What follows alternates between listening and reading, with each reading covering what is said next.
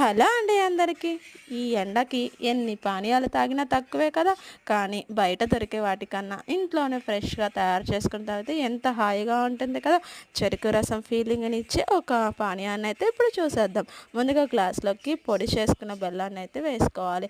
బెల్లాన్ని పొడి చేసుకుంటే తొందరగా మనకి వాటర్‌లో కరిగిపోతుంది. తర్వాత నిమ్మకాయ పిండుకొని నేనైతే చిన్న సైజు నిమ్మకాయలని ఒక గ్లాస్‌కైతే ఒక నిమ్మకాయ అయితే వేస్తున్నాను.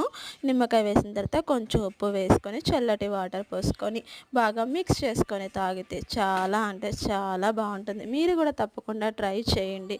ఇదైతే ఎప్పుడైనా సరే మనం ఏదైనా నిమ్మకాయ నీళ్ళు కానీ, గ్లూకోజ్ వాటర్ కానీ ఏ వాటర్ తాగాలన్నా కూలింగ్ కోసం ఫ్రిడ్జ్‌లో ఉన్న వాటర్ కాకుండా కుండ వాటర్ కానీ లేదంటే నార్మల్ కూల్ ఉన్న ఇంట్లో వాటర్ కానీ యూజ్ చేయడమే మంచిది. మనకి ఫ్రిడ్జ్ వాటర్ యూజ్ చేస్తే తప్పకుండా వేడి చేస్తుంది.